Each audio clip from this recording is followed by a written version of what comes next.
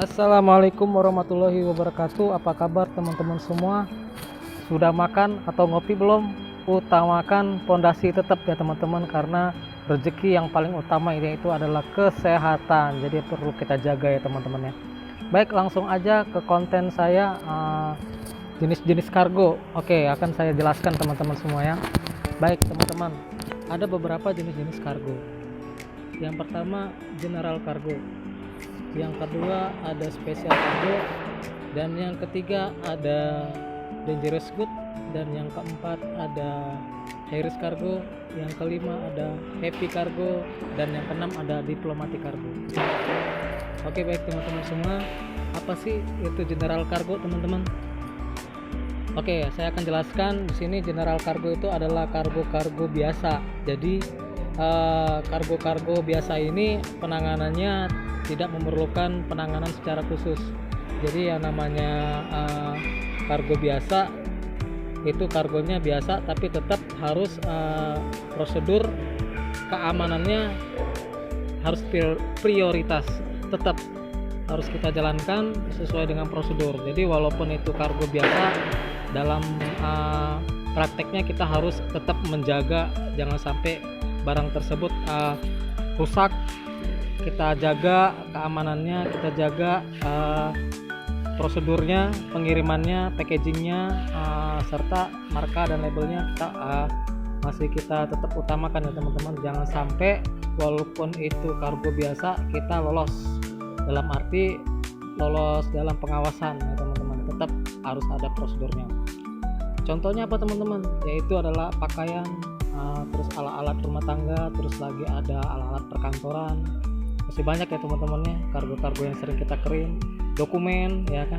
Nah, itu masih kargo-kargo biasa. Jadi general cargo ini walaupun secara penanganannya tidak menggunakan secara khusus, dari safety keamanannya mesti harus kita jaga. Yang kedua adalah special cargo. Special cargo ini teman-teman adalah barang-barang yang dalam penanganannya harus ada secara khusus ya. Jadi khusus nih, namanya juga special cargo. Jadi kita harus penanganannya juga spesial ya teman-teman ya. Di sini ada perishable cargo, terus lagi ada live animal, human remand ya kan, terus lagi ada barang-barang berharga ya kan, valuable ya kan, terus lagi ada macam-macam ya teman-teman ya. Contohnya apa? Live animal seperti binatang hidup ya, yang perlu ada harus dokumennya sertakan karena karantina ya teman-teman ya. Terus lagi ada perishable goods, itu adalah barang-barang yang mudah rusak teman-teman. Contohnya apa?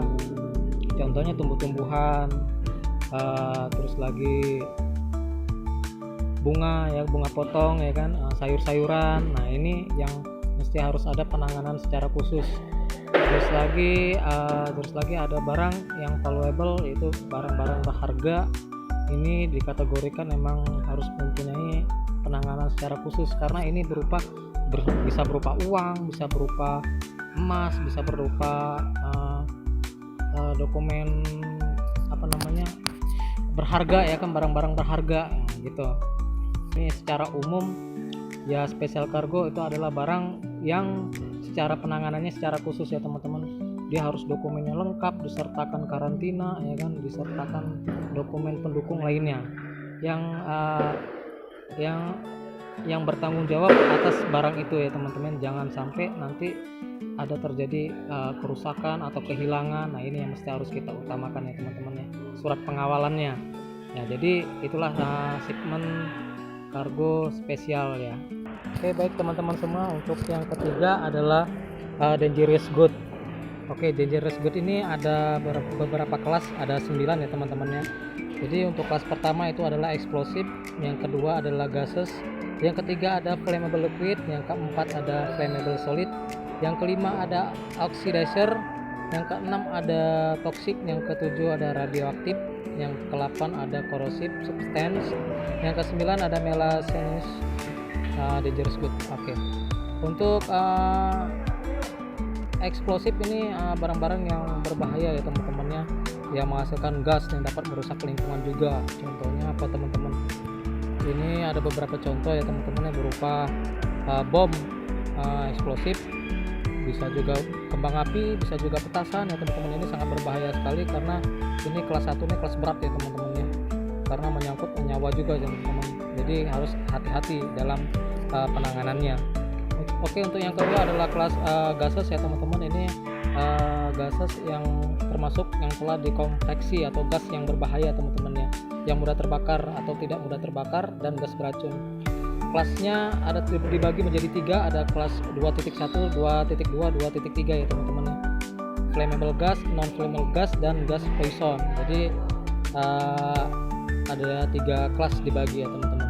Contohnya apa teman-teman? Ada aerosol nih teman-teman yang bisa kita temuin di sehari-hari ya. Aerosol, ada propen, ada hidrogen, ada amonia. Oke. Yang banyak kita temukan di kargo ini kebanyakan kelas 2 nih teman-teman ya. Aerosol. Jadi untuk yang kelas yang ketiga ada flammable liquid. Ini juga ada banyak juga teman-teman yang kita temukan di kargo. Biasanya ini barang-barang cairan yang mudah terbakar teman-teman ya. Liquid yang dengan mudahnya menyala ketika berada pada suhu kurang dari 35 derajat Celcius tanpa perlu terkena panas atau tambahan atau tekanan tinggi. Jadi contohnya apa teman-teman? Ini ada contohnya, ada liquid ya, bahan cairan, bahan bakar minyak bisa, ini ada minyak, terus gasolin atau aseton. Oke, untuk yang keempat ini ada flammable solid nih, benda padat nih, tapi sumber resiko kebakaran atau ledakan ketika terkena pancaran gas. Ada reaksi ya teman-teman ya, gesekan hingga bahkan air. Flammable solid dibagi menjadi 3, ada 4.1, 4.2, dan 4.3. Contohnya apa teman-teman? Contohnya matches, korek api ya teman-teman. Korek api yang begini teman-teman, yang di zaman dulu tuh korek api yang dipakai kayu, yang kayu yang ujungnya ada apinya dikosek. Terus batu bara, ada sulfur juga. Untuk yang ke kelas yang kelima ada oksidasi ya teman-teman. Ini reaksi atau radiasi. Ini mengalami oksidasi atau dapat memicu terjadinya kerusakan ketika terpapar oksigen. Ada dibagi menjadi 2 kelas ya teman-teman, 5.1 sama 5.2. Zat oksidasi dan organik peroksid. Ini contohnya apa teman-teman? Ini contohnya peroksida kalium permanganat asam nitrat pekat ya. Oke, untuk yang keenam ini adalah toksit, bahan beracun atau menular ya teman-teman ya. Bahan beracun yang dapat membahayakan kesehatan manusia. Infeksi mengandung zat-zat virus, bakteri atau penyakit penular. Ini dibagi 2, 6.1 sama 6.2. Toksik dan infeksi substan ya teman-teman ya. Ini sangat berbahaya ya teman-teman ya. Contohnya apa? Pestisida. Ini yang sering kita dengar kopi beracun ya teman-teman ya, yang sering viral itu ya teman ya, atau merkuri, korosida atau bezena.